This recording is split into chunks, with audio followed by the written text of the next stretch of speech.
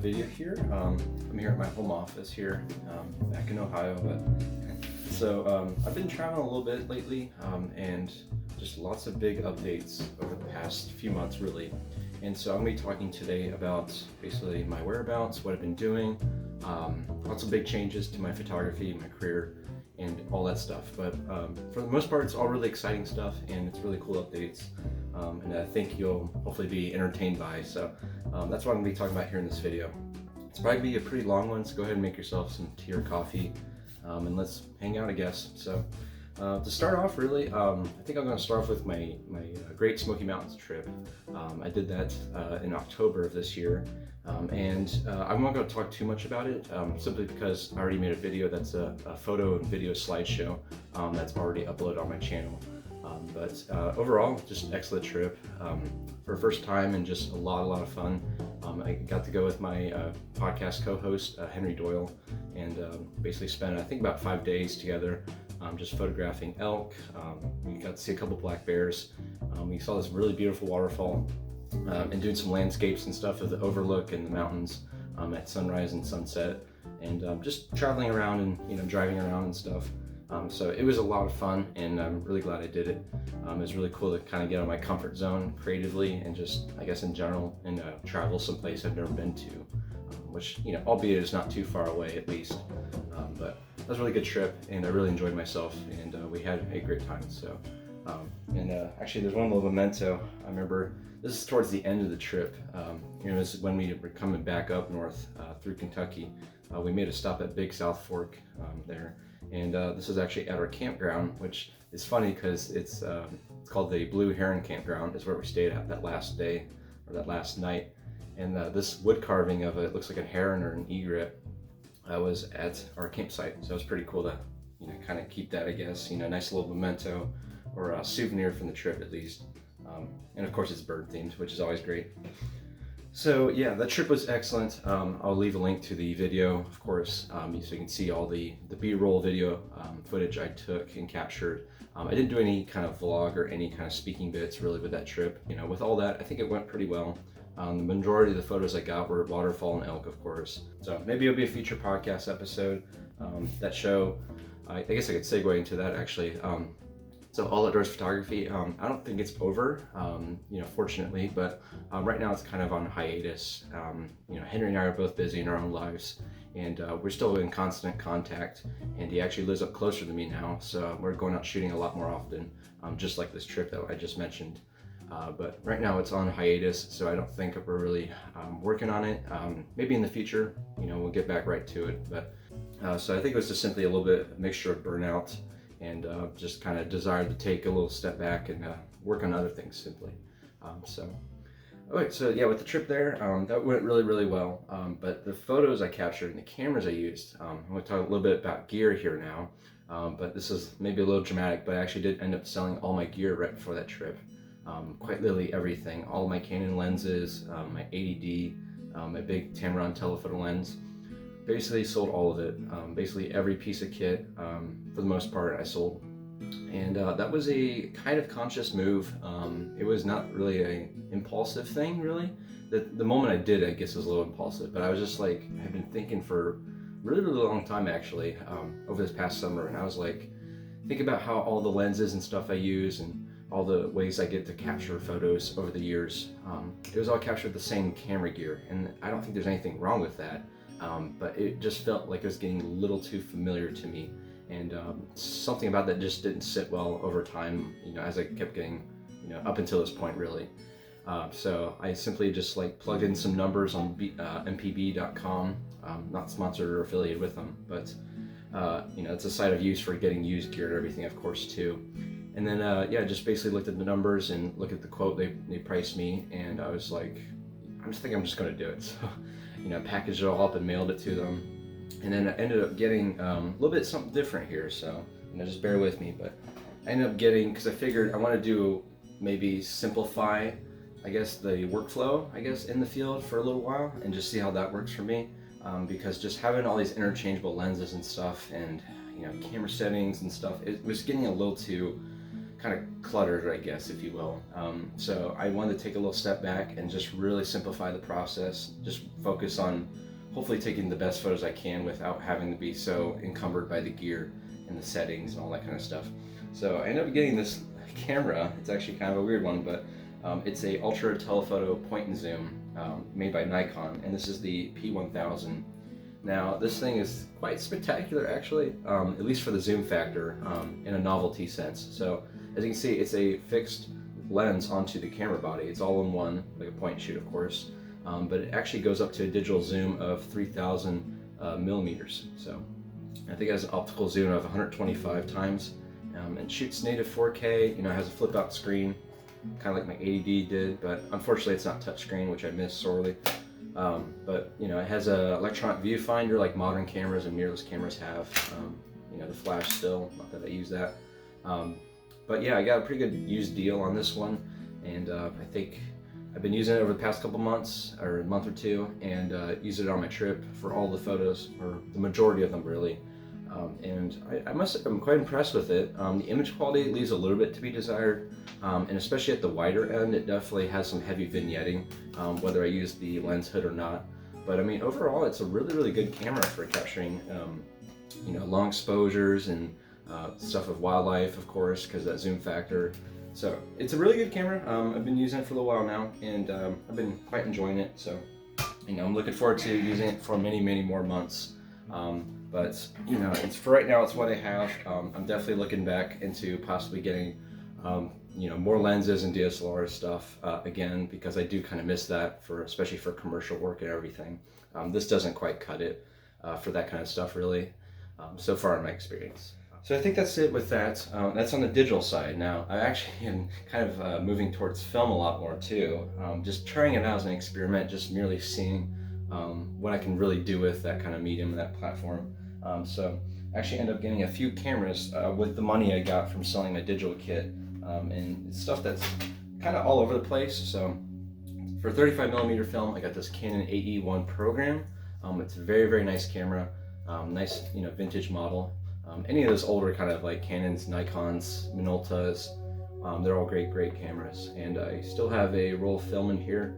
I got some expired color film that can be cross-processed. Shout out to Eleanor Mosman. So yeah, it's a pretty good camera. I really like it. It's a nice kind of walk-around thing with that expired film. I'm not looking to really shoot anything too crazy, or you know, like my traditional, you know, nature outdoor portfolio work. But this is honestly a fun camera just to mess around with, and just, you know, try the medium once again. This kind of stuff takes me back to high school, shooting 35.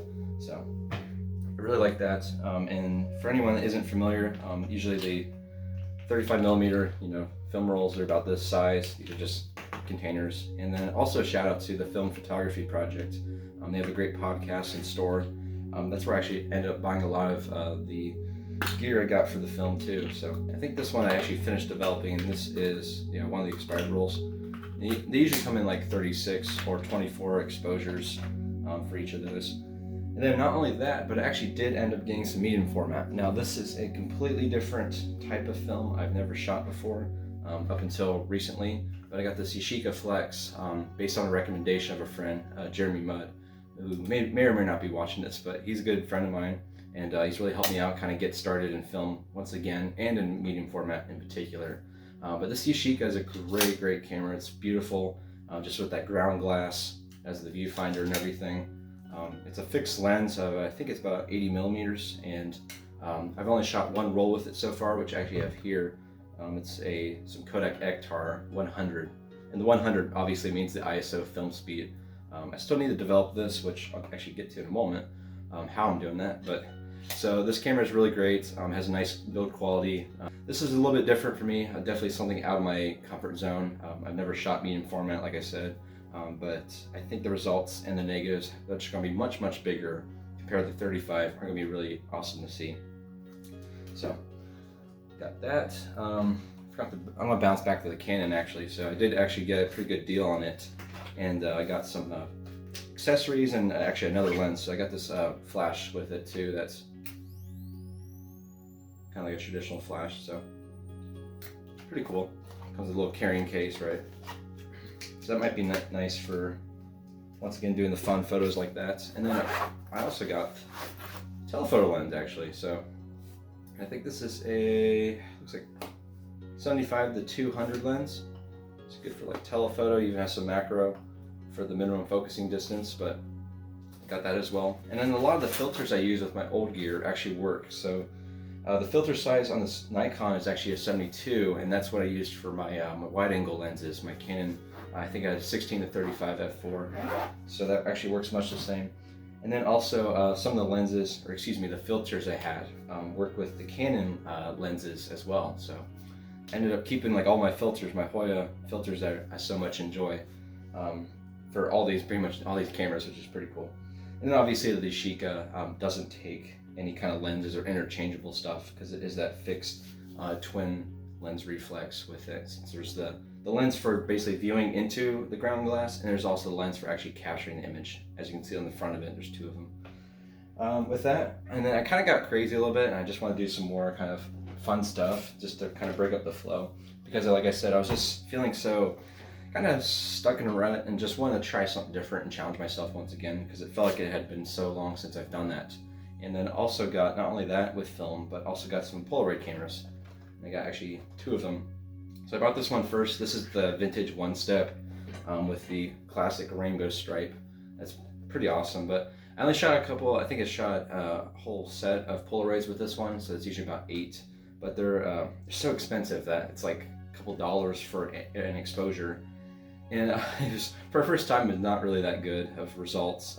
It was like some sunflower fields here in Yellow Springs, Ohio. And that was okay. It was really cool as the experience, but the photos just were really leaving something to be desired, especially since, you know, it's a pretty simplified setup. You got the red button, of course, as your shutter, the lens, of course, and then this is an exposure dial that you're supposed to, it's basically like a compensation kind of dial. And I was shooting way too close to my subject, so everything was turning out blurry, and it's harder than you think really at first, because this viewfinder is just so tiny that's like you really don't know what to expect with it. But that square format, you know, that is really Instagram worthy and all that stuff is pretty cool. And then after buying that, because I just felt like maybe that camera in particular wasn't as good, I decided to get something that can let in more light. And so this Polaroid is a Sun 600 LMS. And this actually comes with a built-in flash, as you can see, kind of builds right into the, almost like the case of the lens. And this camera, the reason why I got this second Polaroid is that it actually takes 600 speed Polaroids instant film.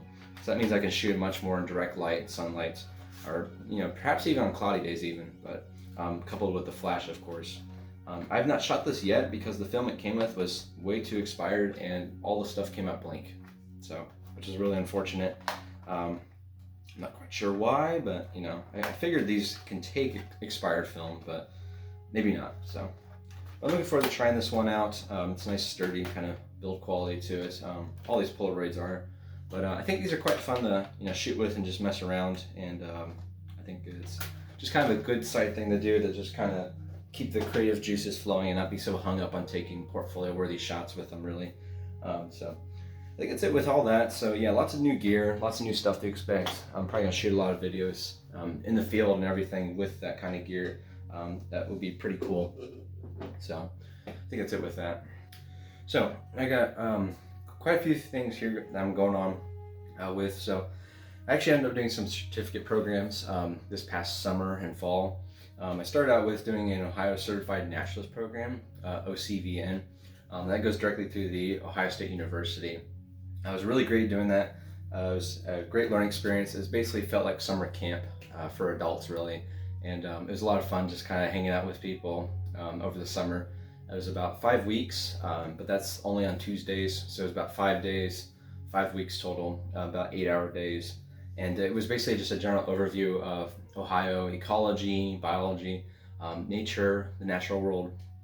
Each day kind of focused and centered itself around different subjects and different things that you may see. But like I said, it's basically just a giant overview. So very, very fast paced and basically a crash course with all that. But of course, my favorite day was probably ornithology day. No surprise. But I got certified, so it was really cool. Here's my little fancy certificate I printed out. Still need the frame and everything, but that was a lot of fun. Really cool experience. and kind of got my feet wet and doing some more volunteering work, which is always cool. So it took about 40 hours to complete the course, and then you had to do a continual 40 hours for the first initial year before you get certified. So there's kind of like 2 steps basically with it. And then not only that, but to recertify, it's every year. You have to do 30 hours a year. And that can be stuff like continuing education, like watching YouTube videos or webinars that are pertinent to the stuff we learned in the course, or it could be actual direct hands-on volunteering work, which I already ended up doing quite a bit of both. Did some some monarch tagging events, did a couple guided hikes, which I did with my local nonprofit that I work with a lot, the Beaver Creek Wetlands Association. These are some spare flyers of theirs I borrowed, or I'm keeping to basically pass out when I do guided hikes, which are going to be more regular, which is going to really help.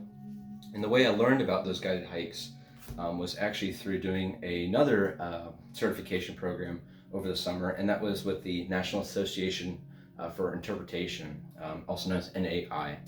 And I basically got certified as an interpretive guide, which is really awesome. And here's my certificate for that, once again printed out and everything. This was a lot more intensive, of course, but I learned about it through doing the Volunteer Naturalist program. That was basically, they told us about this program that would be later in the summer, where you will end up basically learning for 4 days straight. It's about 8-hour days, but 4 days in a row, leading and culminating up to the last day, where we're going to have a 10-minute presentation for each person. And our group was much bigger than the volunteer course. I think it was about 30 of us. But a lot of the people were, especially younger folk actually, were all working in the field of like naturalism and stuff. But there's a handful of us that had other, day jobs, or people like me that, aren't quite broken into that field yet. But still want to kind of get our feet wet with the experience of it and everything, of course, too. So yeah, I did that. It was a lot more intensive, of course. Really, really a lot of fun though. It was, quite a challenge, but it's really exciting to just meet people that are so passionate about, nature and outdoors, and also just about cultural history and heritage, as they were.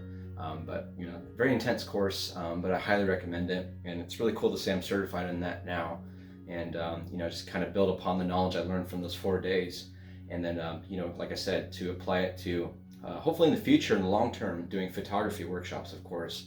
It's great to learn people, because interpretation I never really realized until I took this course, but the word basically means to provoke and inspire.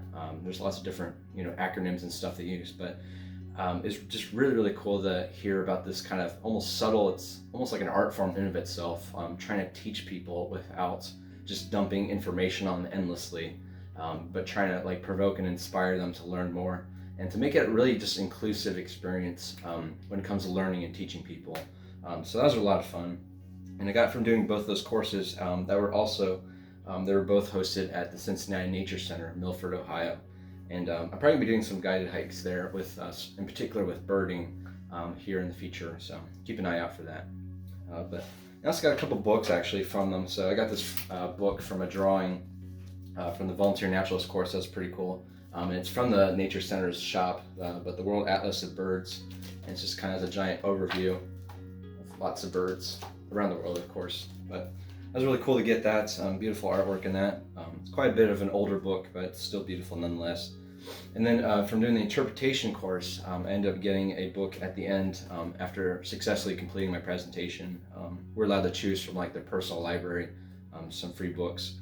And I got this Freeman Tilden, which is one of the top naturalists and interpreters of history, and it's his book, Interpreting Our Heritage.